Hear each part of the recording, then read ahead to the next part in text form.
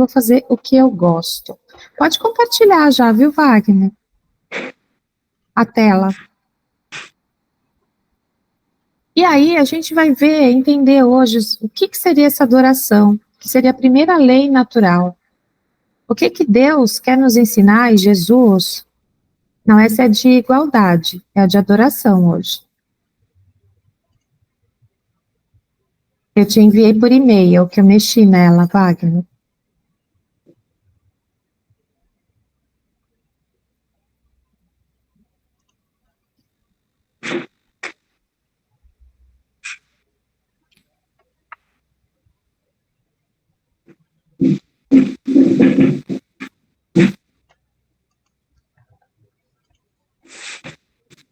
Vamos esperar o Wagner um pouquinho. Pode ir falando aí, Carla, que eu vou subindo aqui já. Tá, que eu tô esperando o slide. Tá. Eu já fiz a introdução e aí eu queria já começar a passar.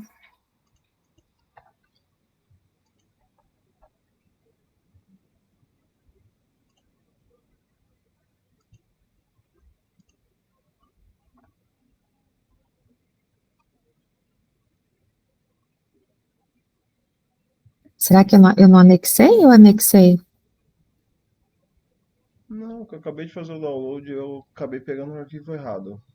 Ah, tá.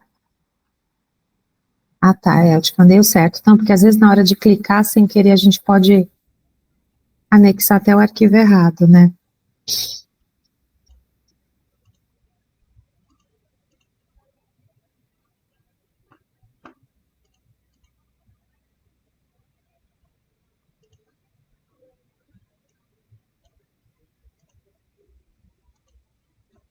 Nossa.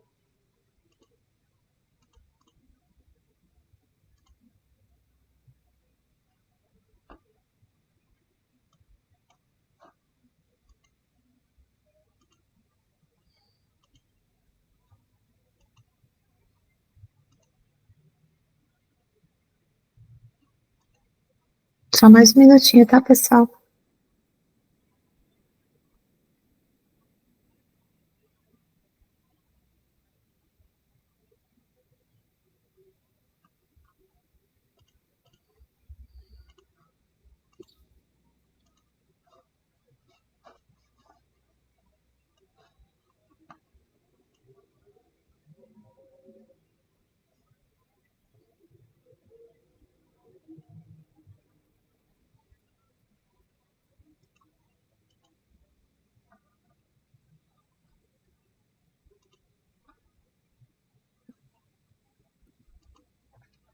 Quer que eu te envie de novo, Wagner? Não, já tá aqui. Tá.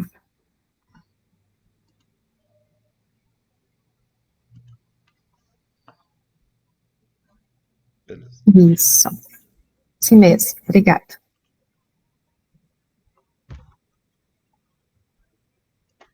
Bom, então hoje a gente vai falar sobre essa lei de adoração, uma das primeiras que é apresentada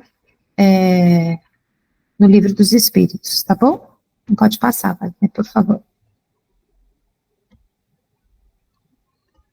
Então, só para a gente relembrar um pouquinho sobre as leis naturais ou leis divinas, né, que são a mesma coisa, para quem não assistiu a aula passada.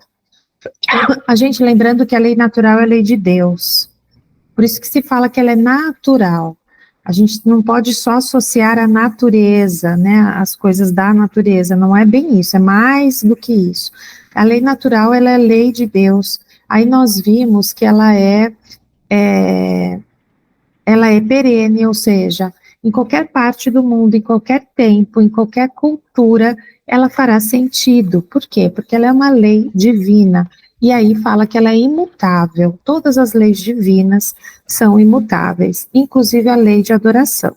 Só que a gente vai entender ao longo da aula que o conceito de adoração pela humanidade, ele foi mudando e se alterando ao longo da história, mas a lei de Deus sobre a adoração, ela é diferente, a gente vai entender um pouquinho hoje. Pode passar, Wagner, por favor.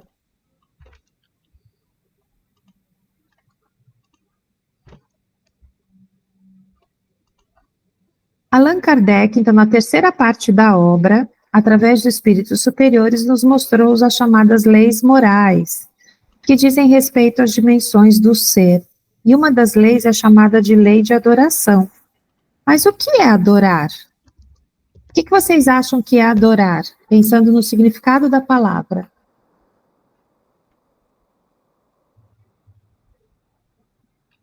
O que vocês acham que é adorar? Idolatrar algo, talvez? Idolatrar, o que mais?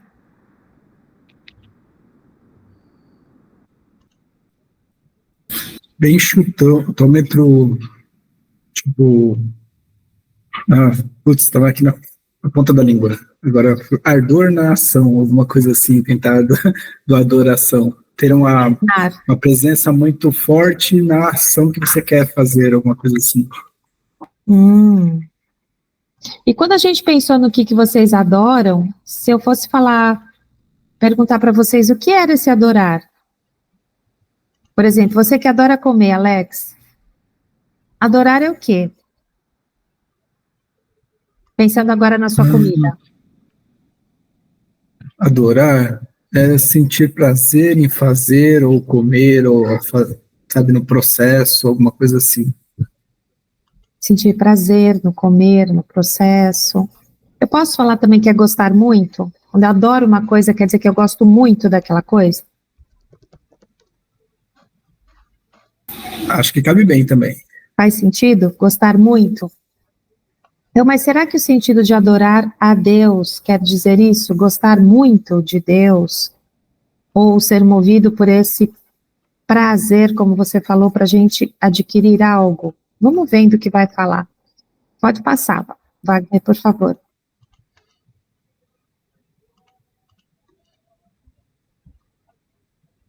A palavra, eu gosto sempre de trazer do latim, né? Olha que bacana, que a gente nunca repara. É de ad orare, que significa orar para alguém. A gente nunca reparou, né, que adorar tem um orar escondido dentro dessa palavra, né? Então, quando a gente pensa que a gente adora, a gente está adorando ao nosso Deus, que agora a gente está falando de leis divinas, significa que a gente está orando para Ele, no sentido de, que aí ele fala, prostrar-se, reverenciar, inclinar-se, são seus principais significados.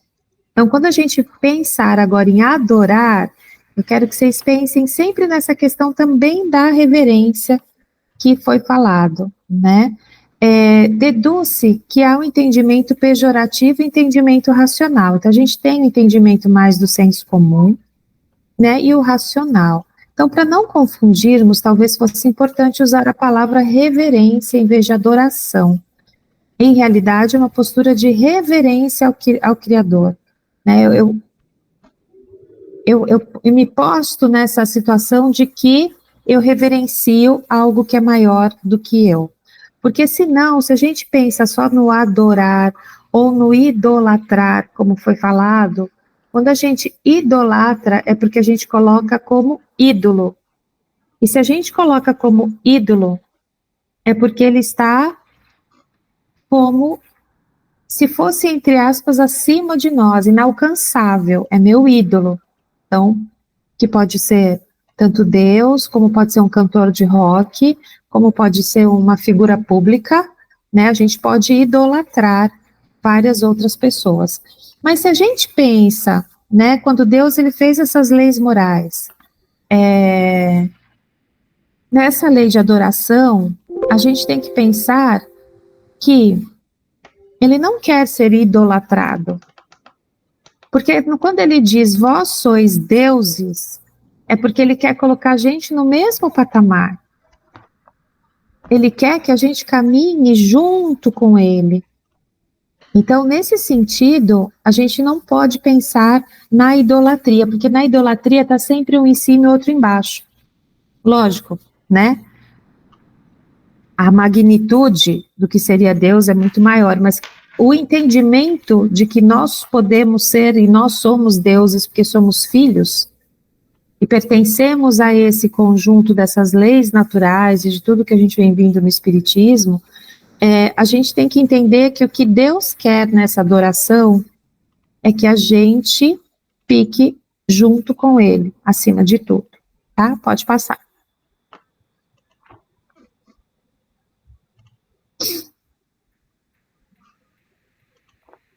Então, por que a lei de adoração é uma lei natural? Porque é o resultado do sentimento inato do homem. Olha só, quando fala inato do homem, vamos lembrar que é o sentimento do espírito? Então, é como se tivesse impregnado em nosso espírito essa lei natural de adoração. E por que ela é inata? Porque, olha só, a gente encontra ela em todos os povos, embora de forma diferente. Lembremos-nos da definição de lei, que é o fluir como um rio. A palavra lei não deve ser usada no sentido de obrigação ou de uma regra. Adoração é algo que deve fluir livre e espontaneamente de dentro de nós. Então, quando a gente pensa nessa lei de adoração, e aí a gente vai desconstruir várias coisas para entender outras, a gente tem que entender que todas as leis naturais, elas não são obrigação ou uma regra. Elas são, na verdade, um convite para que nosso espírito se reconecte com a sua verdadeira essência. Porque dentro de nós, assim como herdamos no nosso DNA a parte toda genética, a gente também tem dentro do nosso espírito, que a gente tem o fluido universal. A gente é composto também de fluido universal. E esse fluido universal é que nos faz comuns a todos os outros seres. Então, é como se tivesse impregnado essas leis naturais dentro desse fluido universal, tá? Então, se a gente pensa, como eu falei, ela é uma lei natural, mas ela é diferente nos povos, por quê? Porque cada povo, em cada determinada época, em cada cultura, tinha esse entendimento sobre adoração.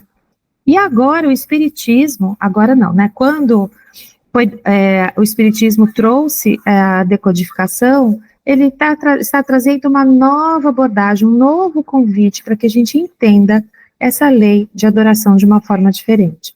Pode passar, Wagner, por favor.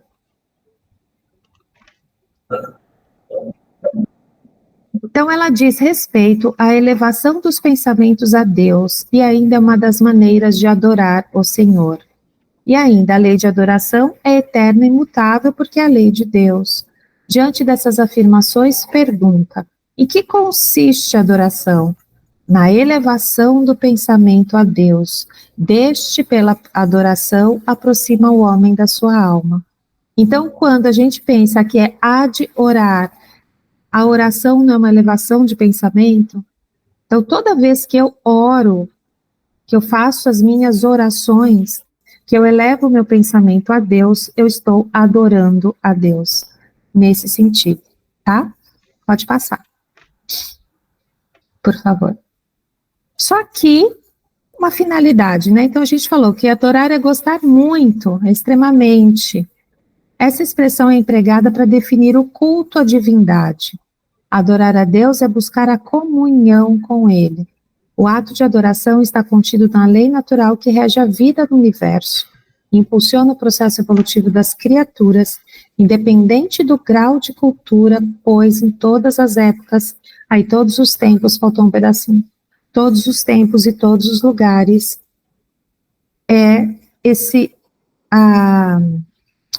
a evolução, ela é algo natural, inerente e que rege realmente a vida, tá?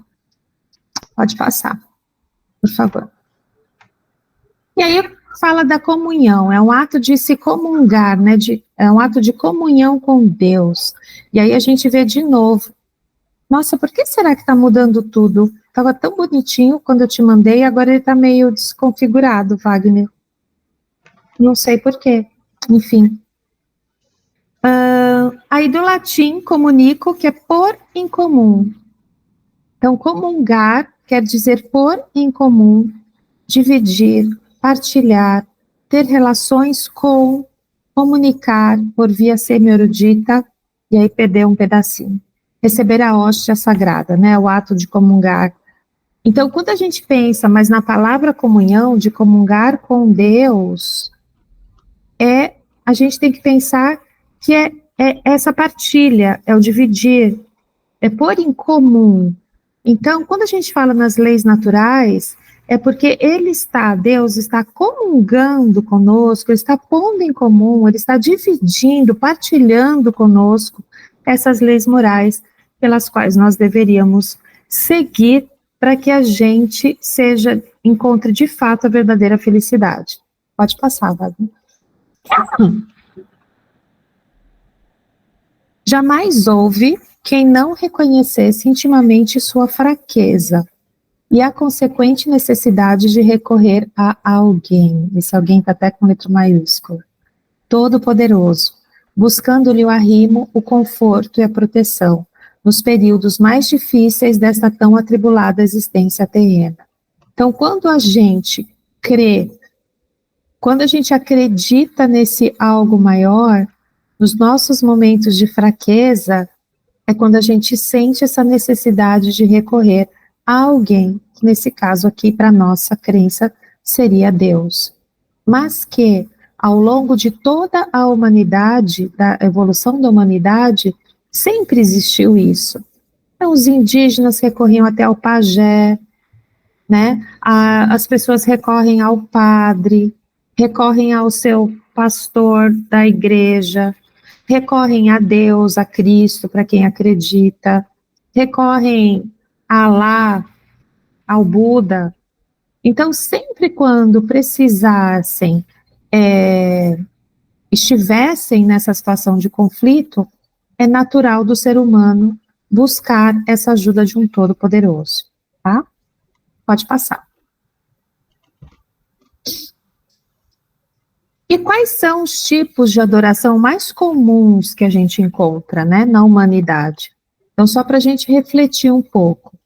Adoração exterior, e a gente vai ver melhor daqui a pouquinho, é quando a gente adora algum objeto, a gente tem que exteriorizar a nossa adoração, e a gente vai entender melhor. Adoração conjunta, que é coletiva, adoração individual, então você pode fazer o seu ato de adoração em forma individual, adoração pela prece, que é o que mais traz o espiritismo, adoração pelos sacrifícios, como houve durante muitos anos, e ainda existe, né, as pessoas que fazem aí as suas promessas, né, de ficar sem comer tal coisa, é uma adoração pelo sacrifício isso. E ainda tem os mantras, né, que são em outras religiões, as preces cantadas, todos os louvores, né, como se diz. Então, todos esses tipos, no senso comum, elas são entendidas como uma adoração. Dentro do espiritismo, a gente tem que entender que essa adoração também pode ser conjunta, ela pode ser individual, ela pode ser pela prece, ela pode ser numa meditação, numa prece cantada, mas já há outras versões que o espiritismo já abandonou e nos mostrou que não é necessário mais, porque sacrifícios, adoração exterior, tudo isso está ligado muito à materialidade, e quanto mais evoluído nós somos, mais a gente vai se desconectando dessa materialidade. Então, não abastece mais o nosso espírito, por exemplo, fazer esse jejum, ou sacrificar como sacrificavam animais antigamente, né? Então, não faz mais, a gente não vê mais como um sentido as oferendas, então, não é mais necessário ter esse tipo de adoração. Pode passar. Essa adoração exterior, que eu falei que acho que a gente vai falar um pouquinho mais. Desde os primórdios, vemos alguns núcleos religiosos utilizando a idolatria como tradição fundamental para manter viva a chama da fé. Então, é como se eles tivessem que exteriorizar essa fé, colocá-la no concreto, para que a fé realmente existisse. Hoje, conforme a gente vai entendendo tudo que a doutrina vai nos trazendo, a gente entende que a fé, para a gente manter a fé viva, a gente não precisa materializá-la através de objetos ou de rituais ou nada disso. Que a gente consegue manter viva a chama da nossa fé como algo realmente interno, como uma crença interna que eu tenho nessa relação que eu tenho com o divino, com Deus. Mas esse hábito vinculou-se tão profundamente ao espírito popular que mesmo o espiritismo trazendo conhecimento da fé raciocinada, às vezes encontramos quem substitua ídolos inertes por companheiros de carne e osso.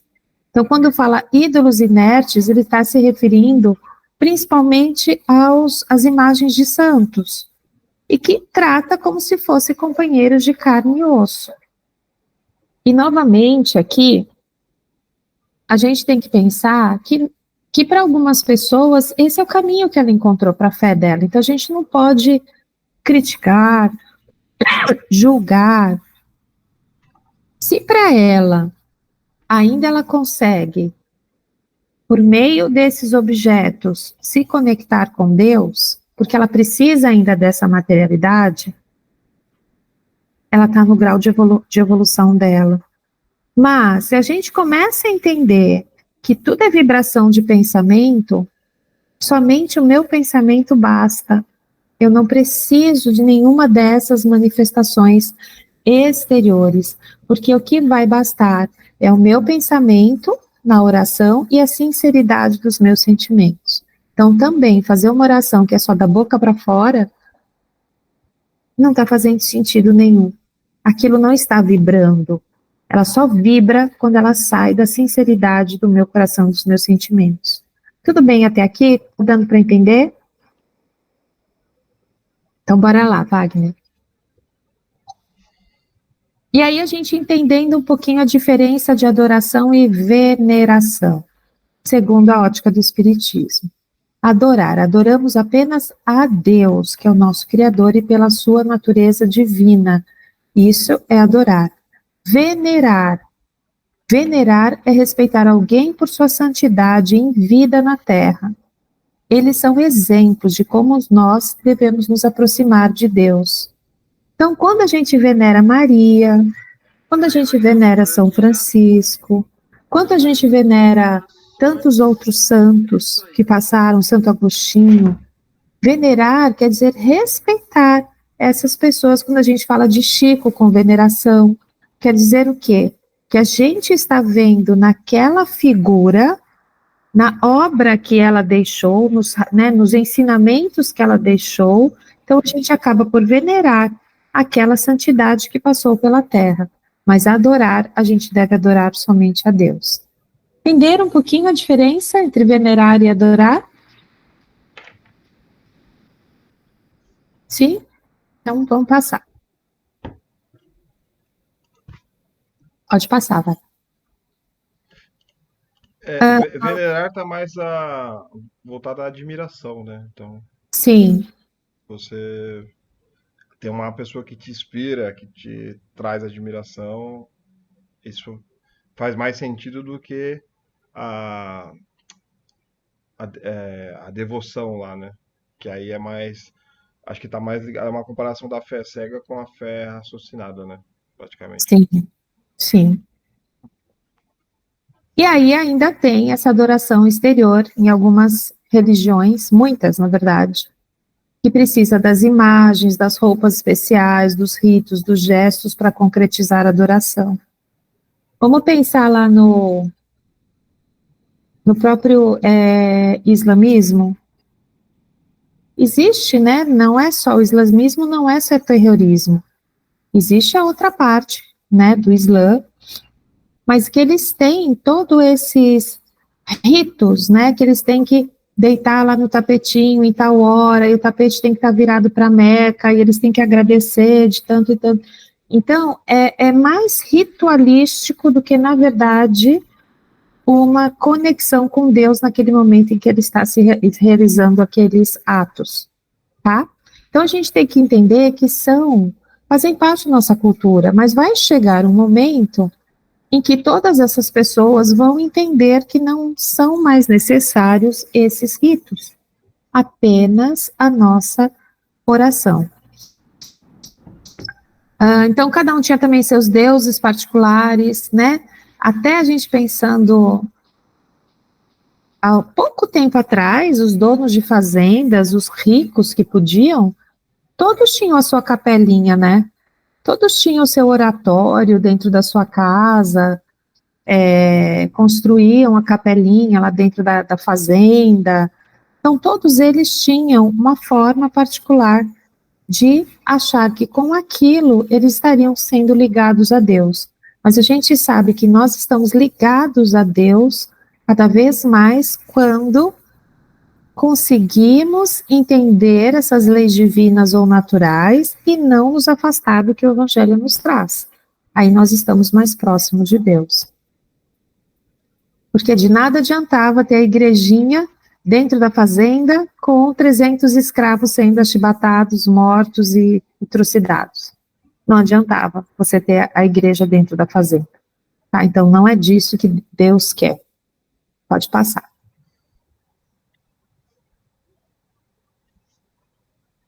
Então aí teve o monoteísmo, depois gerou tudo o politeísmo, isso aí a gente já viu um pouco, né? Mas esse segundo parágrafo que fala, né, os próprios cristãos, séculos pós séculos, contrastando com os ensinos de Jesus, empolgados pelo fanatismo, não hesitaram em trucidar milhares de irmãos que cultuavam um Deus de forma diferente. Então, a gente tem que entender que era uma adoração desmedida, contrastando até com o próprio ensinamento de Jesus, e mataram milhares de irmãos, porque pensavam de forma diferente. Então, novamente, mais uma coisa que a gente está quebrando para entender o que é essa adoração.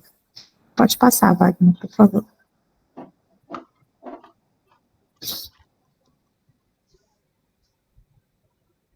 É necessário compreendermos a impropriedade da adoração exterior de qualquer natureza.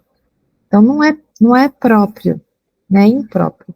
Fugindo, entretanto, à violência, no culto do respeito diante das convicções alheias, de modo a servirmos na libertação mental dos outros pelo bom exemplo.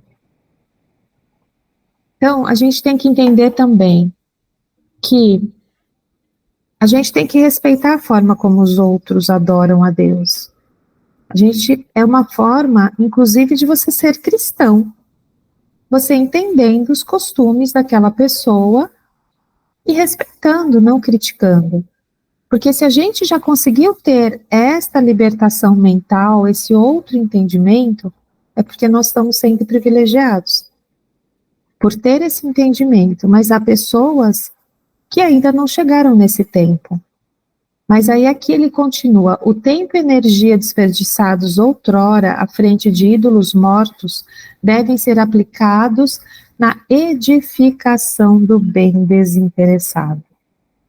Então aqui ele começa a colocar coisas que também não adianta só você rezar. Você estará adorando a Deus, de fato, quando você começar a aplicar na edificação do bem desinteressado, ou seja, de ajudar ao próximo, de aplicar a caridade. Então, isso também é a demonstração de que você está adorando a Deus. Pode passar, Wagner. Voltando agora sobre a idolatria. O que ele fala da idolatria, né? A gente peguei algumas passagens. Eu sou o Senhor, este é o meu nome. Não darei a outro a minha glória, nem a imagens o meu louvor. Isso já em Isaías. Então, as imagens não devem receber o louvor de Deus. Não terás outros deuses além de mim. Não farás para ti nenhum ídolo, nenhuma imagem de qualquer coisa no céu, na terra ou nas águas debaixo da terra. Então, ainda a questão aí que trazia, aí está em Êxodo, que ainda era forte politeísmo. Então não vai ter nenhum Deus do céu, da terra, das águas debaixo da terra, em nenhum lugar do nosso planeta, não terão outros deuses a não ser Deus. Eu, né, o Deus, se referindo a ele. Pode passar, vai.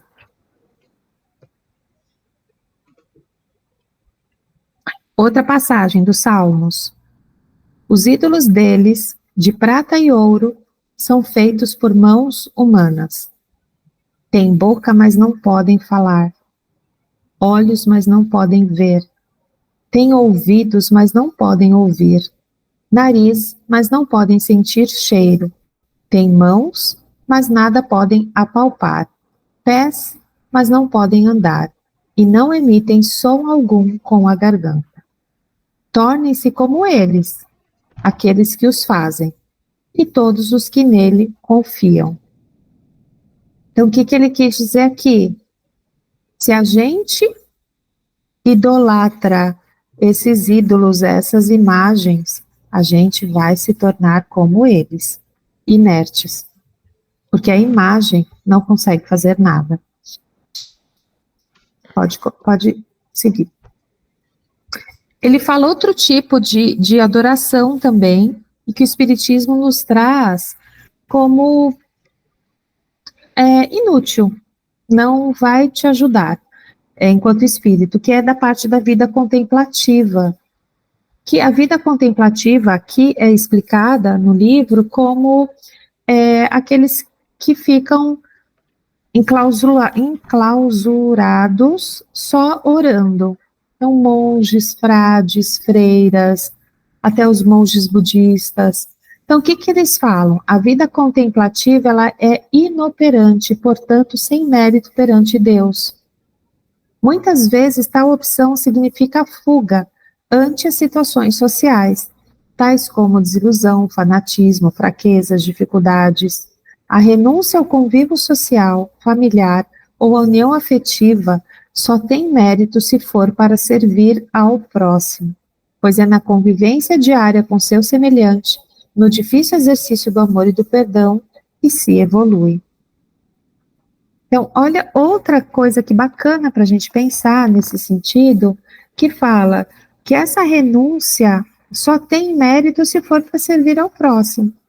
Agora, eu deixar de conviver com a minha família, com outras pessoas e me enclausurar, isso não vai fazer com que eu evolua.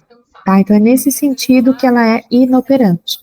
Não serve nem para Deus e não serve para a pessoa que está lá nessa situação.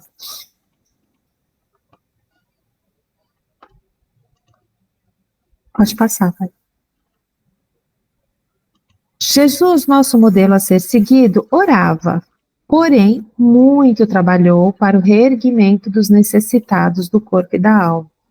Então, ele não ficava lá só orando. Ele orava e trabalhava, orava e trabalhava. E aí ele fala que a fé sem obras é morta. Então, a fé também, ela tem que gerar um movimento. Assim como vocês, que adoram comida, adoram exercícios, eu adoro pedalar, tudo isso gera um movimento. A fé também tem que gerar um movimento. Não adianta eu bater no peito e falar, eu sou uma pessoa de muita fé. E o que você faz com isso? Você está realmente transformando numa obra? Você está realmente ajudando o seu próximo?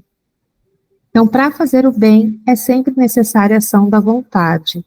Mas, para não fazer o mal, bastam frequentemente a inércia e a negligência. Então, o fazer o bem exige uma vontade, ou seja, um movimento. Mas, para não fazer o mal, basta ficar quietinho no meu canto. Você fica lá inerte. Assim como o moço aí da imagem. Está lá parado rezando. Ele não está fazendo mal para ninguém. Mas ele também não está fazendo bem para um próximo, no momento em que ele se fecha somente na sua clausura, tá bom? O Wagner saiu, vamos esperar ele voltar para pedir. Tá dando um pouquinho para entender, gente? Sim? Pode passar, Wagner. Aí ele fala ainda também sobre sacrifícios, nesse capítulo, né? Que essa parte de oferecimento de sacrifícios é um passado muito antigo. Só que a gente vê ainda em algumas religiões, principalmente da Umbanda ou do Candomblé, né? que tem o sacrifício de animais para você conquistar aí alguma coisa. Então a gente vê muita galinha morta lá. Então isso não deixa de você um sacrifício, porque você está sacrificando um animal. E aí a gente tem que pensar, né? Por que eu tenho que sacrificar um animal que não tem nada a ver comigo, ele que vai pagar o pato, entre aspas, para algo que eu quero conquistar? Então, se eu quero conquistar algo, essa vontade tem que sair de mim para que eu consiga, que eu me sacrifique no sentido de abandonar coisas que não me fazem bem para obter coisas que me fazem crescer. Então, aí ele começa falando das oferendas, que as oferendas primeiro eram os frutos da terra, depois passou a ser animais, e a gente teve até a parte de sacrifícios humanos, que em muitas civilizações isso era um ato comum, de você sacrificar pessoas em nome de Deus. E aí, por quê? Porque eles tinham esse atraso moral, principalmente porque eram civilizações bem mais antigas, e aí eles não conseguiam conceber essa divindade com os atributos da perfeição, acreditando que o holocausto era mais valioso quanto mais importante fosse a vítima. Então, quanto maior fosse a oferenda, maior seriam os benefícios que eu ganharia, tá? Pode passar. O que nos importa é saber que se naquele tempo os povos eram dominados por instintos animais e por isso geralmente cruel, eles foram também desenvolvendo seu senso moral e modificando a maneira de ver esses sacrifícios. Deus jamais exigiu sacrifícios. Ele não pode ser honrado com a destruição inútil da sua própria criação, nem mesmo aceitar as macerações e as penitências que certos religiosos impõem a si, né, de você se autoflagelar em nome de Deus. Deus não pode se sentir honrado dessa forma. Então, para que tem que matar um carneiro lá, como eram também antigamente, não cordeiro, para entregar a Deus? Uma destruição inútil, sem sentido. Pode passar, vai. É que você vê bem que Deus, ele é, na concepção humana, um reflexo do que a própria limitação dela disse que é, né? Naquele tempo eles acreditavam que Deus era esse Deus raivoso, bravo, que ficaria satisfeito com esses sacrifícios, né?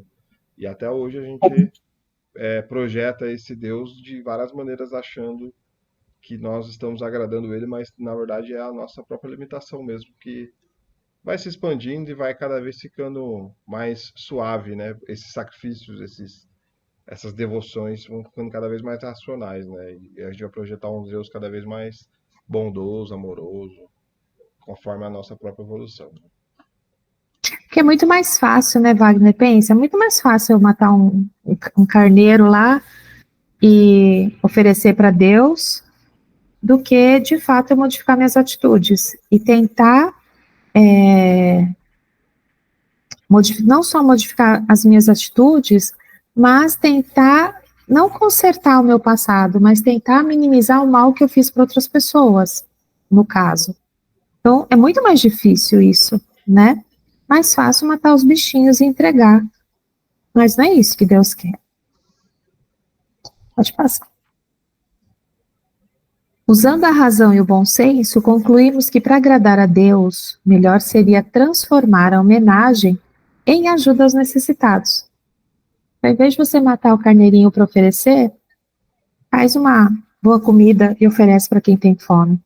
Em consolo para os que sofrem e ainda em prece proferida com sinceridade e humildade. Então, essa é a verdadeira adoração a Deus. Se a gente quer adorar a Deus, a gente tem que transformar tudo isso nessa ajuda. O único sacrifício abençoado por Deus é aquele que se faz por amor e em benefício do próximo. Então, esse é o único sacrifício que a gente vê, né, por exemplo, a irmã Dulce. Exemplo. Quanto sacrifício de entrega da sua vida pessoal para ajudar o próximo. Então, esse sacrifício de você se colocar à disposição, e é o que Jesus sempre falava, né, muitos para os seus discípulos, que era para eles abandonarem tudo e segui-lo. Não era assim que ele sempre falava? Abandona teu pai, tua mãe, tua família, mas não que ele quisesse que, de fato, a gente tenha que abandonar as pessoas que a gente gosta, não é isso. Mas é porque eles tinham uma missão maior, tinha que se sobrepor aos desejos pessoais, às próprias relações pessoais, ao próprio apego à materialidade, né? Porque cada um dos apóstolos tinha uma questão lá diferente. Então, quando ele fala para abandonar e segui-lo, era para abandonar, inclusive, esses vícios, né? O que cada um tinha que superar. Pode passar, vai. Então, concluindo, a lei de adoração diz respeito aos momentos em que temos os nossos pensamentos voltados a Deus.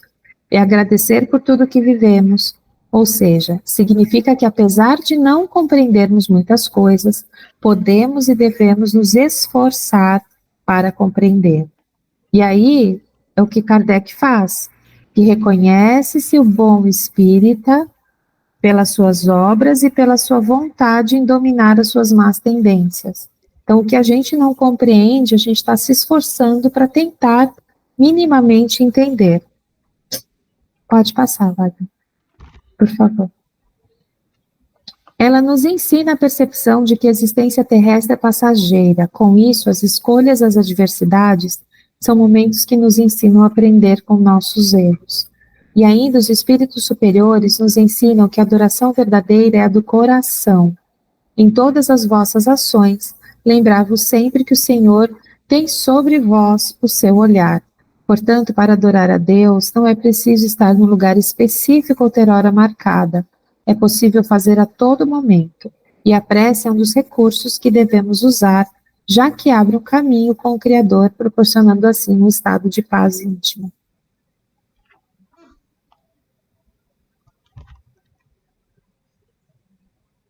Porém, não devemos nos esquecer que devemos adorar a Deus por meio das nossas ações diárias. Por exemplo, com gratidão, esforço de nos melhorar sempre.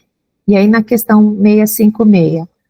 Reunidos pela comunhão dos pensamentos e dos sentimentos, mais força têm os homens para atrair a si os bons espíritos. O mesmo se dá quando se reúnem para adorar a Deus. Não creias, todavia, que menos valiosa seja a adoração particular, pois que cada um pode adorar a Deus pensando nele. Lembra que a gente viu que tinha as adorações coletivas e as individuais? Então ele fala que é lógico, quando a gente se reúne numa prece, aquilo tem mais força, porque une a minha vontade com a sua, com a do Wagner, com a da Ana, com a da Zenaide. Então, quando a gente faz uma oração coletiva, ela junta mais força. É a mesma coisa que empurrar um carro. Se um vai empurrar o carro sozinho, ele vai ter que fazer muito mais força, mas se vem 3, 4 empurrar o carro, rapidinho o carro é empurrado. Então, também nesse sentido da oração, tá? Mas ela não é menos valiosa que a adoração particular. Quer dizer, a particular não é menos valiosa por isso, pois cada um pode adorar a Deus pensando nele. Eu acho que era só, acho que esse era o último, né? A gente entender, então, que adorar a Deus perpassa principalmente pela ação, e pela ação de praticar o bem. Então, toda vez que a gente está praticando o bem, a gente está adorando a Deus. Toda vez que a gente está fazendo uma oração sentida mesmo, a gente está adorando a Deus. Então, que a gente possa pensar sempre nessa palavra, né? Ad orar. Orar para alguém, orar né? Para Deus, para Jesus. Bom, para isto.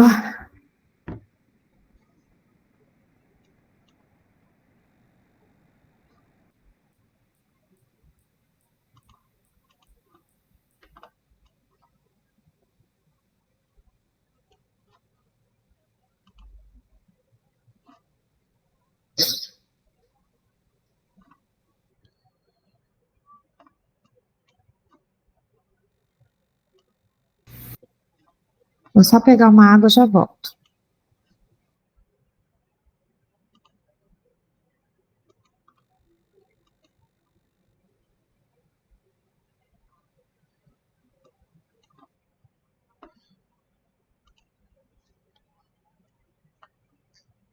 A gente vai falar aqui sobre essa complementação no Evangelho, falando sobre essa, essa fé que nós temos com Deus, né? Se ela é uma fé raciocinada, se ela não é, se ela é essa adoração ou se ela é uma, uma inspiração, né? Admiração, uma devoção, como a Carla tinha falado lá. Então, vai ser uma forma da gente poder entender como que estamos lidando com essa conexão com Deus. Se ela é de coração ou se ela é só exteriores. Se a gente evoluiu, né, desde aquela época lá que a gente sacrificava os animais para poder ter essa adoração, ter essa, essa fé com Deus, achando que esse Deus é assim, né? E, e aí vamos ver se a gente evoluiu para hoje, né? Como que a gente se conecta com ele de alma, né? O menos grosseiro, o menos material possível. E aí fala sobre essa conexão que nada mais é do que essa fé, essa oração, esse pensamento voltado para ele. Aí pode ser de várias formas. Depende da forma de como a animalesca que a gente está, né? Aqui. Pedi e obtereis. E quando orais, não haveis de ser como os hipócritas, que gostam de orar em pé nas sinagogas e nos cantos das ruas para serem vistos dos homens. Em verdade vos digo que eles já receberam a sua recompensa. Mas tu, quando orares, entra no teu aposento e fechando a porta, ora teu pai em secreto, e teu pai que vê se passa em secreto te dará a praga. Então, aqui no Evangelho falando sobre essa forma, esse exemplo nas sinagogas, que era aqueles templos religiosos antigos, que ele que era como se fossem umas igrejas, né, daquela época lá, os salões, né? E aí ele fala dessa hipocrisia que é as pessoas que ficam ali orando só para serem vistas, para poder chamar a atenção. Então ele não está orando para Deus, ele está orando para as pessoas. Ele está orando para as pessoas observarem como que ele é uma pessoa religiosa. Então, se a gente for trazer para os dias de hoje, né, quanto que a gente está preocupado com as aparências, né, para poder ir lá se devotar, às vezes até mesmo na hora da gente fazer a interpretação aqui do Evangelho, às vezes as pessoas se preocupam em falar umas palavras difíceis para dar uma perfumada, né, só para mostrar que, né, então isso não é uma oração para Deus, né, isso não é uma caridade, né, não vem do coração, né. Então, é essa exibição, é essa forma materialista que tinha naquela época, e ainda a gente tem esses resquícios nos dias de hoje que a gente pode observar, né? O coração, de coração, é aquela pessoa realmente desprendida da materialidade. Ele só se preocupa com o que realmente ele está pensando lá no fundo do seu coração, da sua alma, a conexão íntima dele com Deus. Não precisa ter um terceiro, ou uma sociedade, ou pessoas. Pode ser você com Deus, no seu íntimo, no seu pensamento.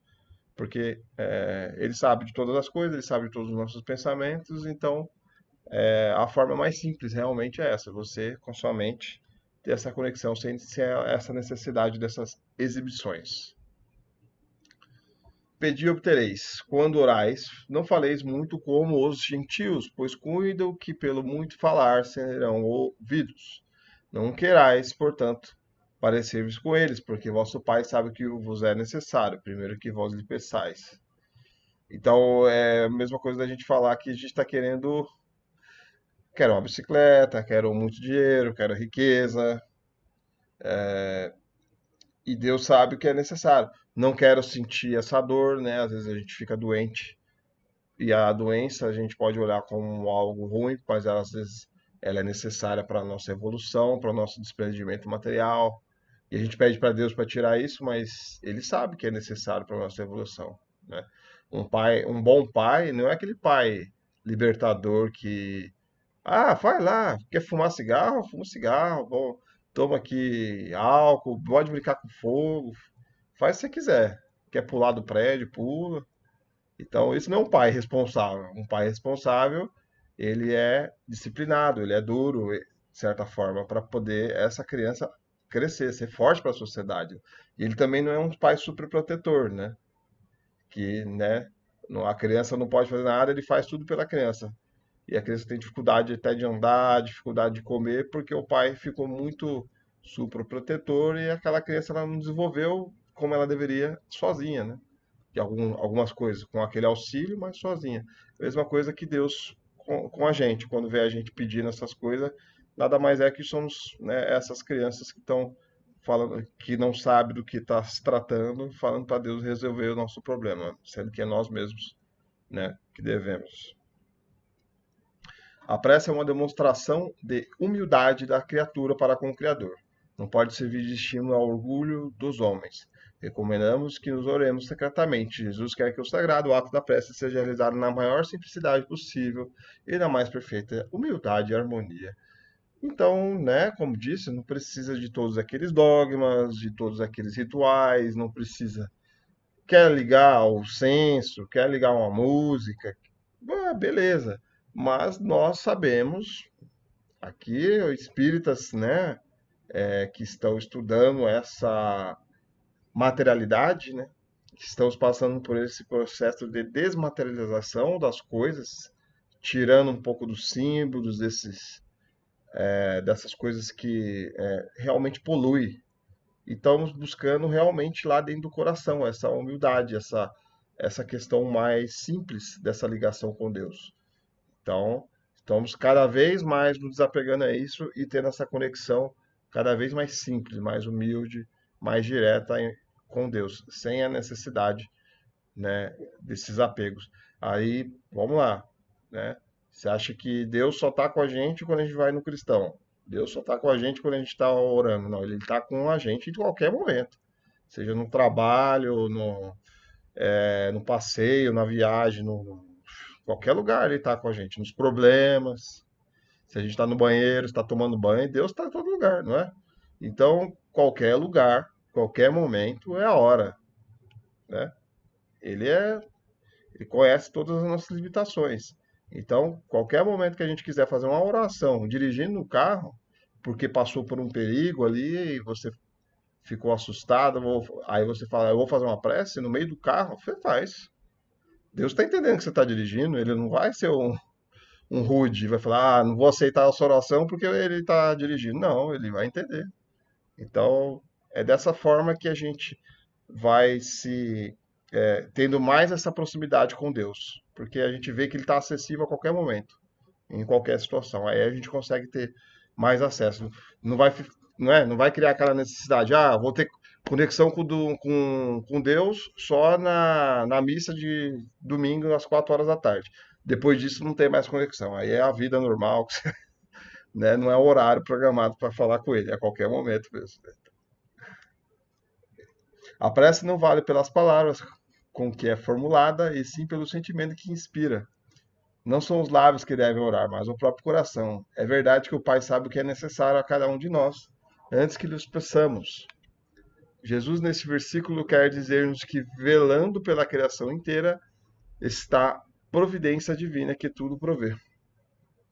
Então, como eu disse, não tem a necessidade dessas palavras complexas, difíceis. Não, Deus sabe das nossas limitações, da nossa humildade, o que está no coração, como eu disse, né? Não precisa. Eu sei que é bonito. O Saulo tem umas orações maravilhosas, muito bonitas, bem formuladas, vamos dizer assim. Mas é o jeito dele, é o perfil dele, que a gente, né, admira tudo. Queria fazer igual, mas não consigo. Mas não quer dizer que eu não sou filho de Deus também, né? Eu posso falar o português errado, eu posso comer palavra, eu posso até interpretar a palavra errada, mas achando que é boa. Eu posso falar que de qualquer jeito aqui, mas o que está no coração? É isso que importa. Então, Deus não é inacessível também. Ele não vai procurar pessoas cultas com boas palavras, não, não. Ele vai procurar o que está no coração. E pode ser ao contrário, né? Você pode falar tão bonito, tão bem formulado que no coração não tem nada, então não vale de nada. Então é isso que está se alertando também. Contudo, temos a obrigação de orar, tanto assim que Jesus nos ensina como fazer. E antes de falar da gente destrinchar aqui o Pai Nosso, então vamos lá, mais uma vez. Quantos de nós, né, esquecemos que quando passamos por situações que fogem do nosso controle, que está no nosso estresse, que está na nossa rotina, e a gente esquece que existe o recurso da oração, né, para poder mudar a nossa vibração, né, os espíritos mentores nos aproximarem e nos auxiliarem. Aí a gente é teimoso, acha que consegue resolver tudo sozinho e não resolve sozinho. Né?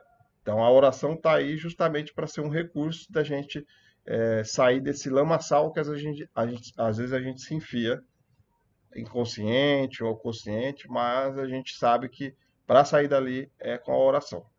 Mas muitas vezes a gente precisa essa humildade de pedir ajuda. Né? Então, vamos começar aí com o Pai Nosso que estás no céu, santificado seja o teu nome. Iniciamos a prece por um ato de adoração a Deus por iniciamento do seu nome, sempre com o maior respeito. Amar a Deus sobre todas as coisas é o primeiro mandamento. Então, primeiro, com todo respeito, vamos falar com o dono de tudo isso aqui. Então, assim começa o Pai Nosso. Com licença, venho falar com o Mestre. Né? Venha a nós o teu reino, que seja feita a tua vontade, assim na terra como nos céus. O reino que desejamos é um mundo onde todos sejam felizes. É, portanto, nosso dever trabalhar para que haja a maior soma possível de felicidade na terra. Só Deus sabe o que convém a cada um dos seus filhos, por conseguinte, devemos conformar-nos com a vontade divina que rege o universo. Se você for destrinchar essa aí, né, a gente não cumpre muito bem, né? E aí que está dizendo também, que é interessante, que venha a nós o terreno, seja feita a tua vontade, venha a nós assim na terra como nos céus. Ou seja, a gente quer que aqui na terra seja um lugar feliz e que nós vamos ajudar para que se tornar a terra um lugar de felicidade, de alegria, de pessoas boas. Quantos de nós, né? Então, ou seja, nós estamos preocupando com a evolução do mundo. Quantos de nós, né, realmente estamos se esforçando para esse mundo ser melhor, né? É algo muito difícil. O pão nosso de cada dia dá-nos hoje. O Gaia é o Pai Celestial, os meios subsistencial material e espiritual. A subsistência material conseguido pelo trabalho e a espiritual pelo cumprimento, pelo estudo e pelo respeito às leis divinas. O pão nosso não é só o pãozinho francês que a gente come com manteiga. Esse pão, ele pode ser também até a cadeira que a gente está sentado. É um material. A vida material que ele nos proporcionou aqui. Para nós estarmos encarnados e ter um ar-condicionado, ter um lugar bom para ficar, ter comida, né, ter alimentos. E agradecer a Deus por a gente ter acesso a isso que ele nos deixou. O acesso à tecnologia, conhecimento, ao estudo, ao desenvolvimento terrestre. E também o espiritual, que esse pão também é o pão do Evangelho, é o pão dos livros aí, espíritas, vamos dizer assim, o pão do Kardec, que veio falar sobre esse lado espiritual. Então, esse é o pão espiritual que nos alimenta como espírito encarnados aqui para evolução. E a gente está aqui agradecendo o que ele nos entregou aí até hoje, sobre esses dois aspectos. Perdoai as nossas dívidas, assim como também perdoamos aos nossos devedores. Para recebermos uma graça do Pai, devemos ter iniciativa.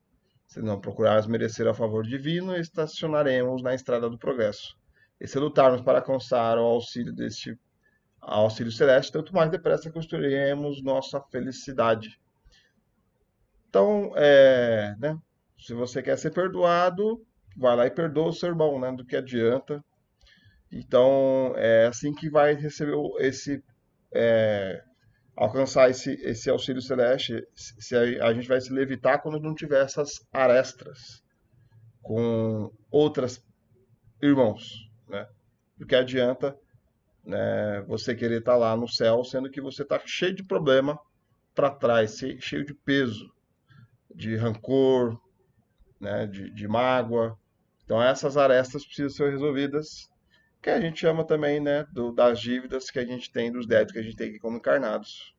Então a gente está querendo, essa encarnação, por exemplo, estamos pagando aí algumas coisinhas no sentido de tentando resolver uma baguncinha que a gente fez, talvez de vida passadas e tal, melhorá-la. Então, e esse esforço já é por si só muito bom. Um dos benefícios que Jesus nos ensina a obtermos de Deus é o perdão das faltas que cometemos contra as suas leis. Ora, nossos irmãos cometem a falta contra nós, se lhes perdoamos os prejuízos morais ou materiais que nos causaram, é certo que conseguiremos o perdão de Deus pelos erros em que incidimos durante a nossa encarnação. Misericórdia para com os outros, a fim de obtermos misericórdia do Pai. É um pouco óbvio, né? Mas na prática não fica óbvio não, infelizmente. Na prática a gente fica com rancorzinho, a gente fica de mal com o nosso amiguinho. Não no sentido só de querer vingança, de querer ficar com esse ranço, mas no sentido mais amplo, né? Da gente não se esforçar para ter aquele inimigo como um amigo. Nem isso. A gente meio que trata de uma forma quase sobre-humana. Aquela pessoa não presta, aquela pessoa não serve. A gente nem tem nem o esforço de querer aproximar daquele irmão, olhar ele como irmão, né? E aí, quando isso a gente não consegue aprender, não consegue nem se esforçar para isso, é sinal de que a gente não está cumprindo esse perdão, essa misericórdia para com o próximo. É difícil. Quando a gente vê alguém cometendo injustiças, cometendo falhas, quando a gente vê gente tacando fogo na floresta, a gente fica com raiva. Fala, olha lá. Mas é uma limitação dele. Consegue perdoar? É difícil. Né? O cara está causando uma maior coisa aí em todos nós. E conseguir olhar com ele com o olhar de misericórdia, Deus consegue, Jesus consegue. A gente ainda não. Mas vamos chegar lá. Vamos se esforçar para poder olhar para esse nosso irmão com perdão, da mesma forma que a gente vai querer, né? Pedir esse perdão a Deus e a Jesus por todas as nossas falhas, né? E não nos deixeis cair em tentação, mas livrar-nos do mal, assim seja. Pedimos ao Pai as forças suficientes para resistirmos às tentações que nos apresentam durante a vida. Por isso, quando formos tentados, devemos levar ao alto no nosso pensamento, de onde virá o auxílio. Roguei-vos o Senhor que nos livre do mal, mas não o pratique nem por atos, nem por palavras, nem por pensamentos. Então, tentações não é nada mais do que a porta aberta, facilitações, benefícios, né, atalhos, coisas muito fáceis, dinheiro fácil, no sentido de burlar, de prejudicar alguém, né? Então, vamos lá. Tava falando lá com uma amiga minha, o apartamento lá que ela tá querendo comprar é 550 mil reais. E a gente tava discutindo, né, tem pessoas que 550 mil não é nada, mas aí quando vai ver um pouco dessa pessoa, é tipo uma pessoa que cometeu atos ilícitos para conseguir esse dinheiro de uma forma fácil e abundante. Ele foi lá e comprou à vista. Aí a gente estava falando, pessoas normais, honestas, precisam fazer o quê? Parcelar, dar uma entrada, que todo aquele sacrifício. Aí, né? Aí cai na tentação de querer falar assim, poxa, tô tendo todo esse sacrifício aqui, poxa, tem outras formas de eu ganhar o dinheiro muito mais rápido, muito mais fácil e pagar isso à vista, né? Vou economizar muito tempo na minha vida. Você pode economizar o tempo da vida de trabalho, de um monte de coisa, mas e espiritual, né? Olha o tanto de tempo que a gente vai perder fazendo coisa errada para conseguir esse atalho. Então essa tentação às vezes vem lá e a gente tem que saber dizer não, a gente tem que saber dizer o que é o correto e identificar. E aí que vem as orações, aí que vem o livrar eles do mal para poder a gente seguir na linha do caminho correto. E não é só no, como aqui diz, né, nas palavras, né, também não é só nos atos, é também nos pensamentos. Então aí a gente tem que nos vigiar, inclusive nos pensamentos. Porque se vós perdoais aos homens as ofensas que tu lhes tendes deles, também o vosso Pai Celestial perdoará os vossos pecados. Mas se não perdoais aos homens, tampouco vai perdoará os vossos pecados. Então, aquela coisa óbvia de que, né, se você não perdoar, que quer perdão, você é hipócrita, né? Não, eu perdoo, eu quero perdão, mas eu perdoo também o meu irmão. Então tá tudo certo. Aí aqui tá bibliografia do sucesso aí.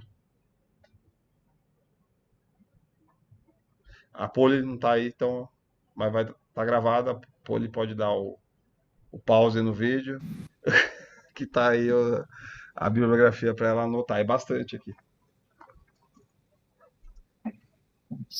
Eu preciso salvar as aulas, eu tô atrasada nisso.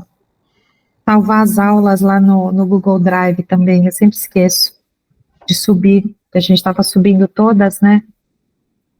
Abri a pastinha do básico 2 lá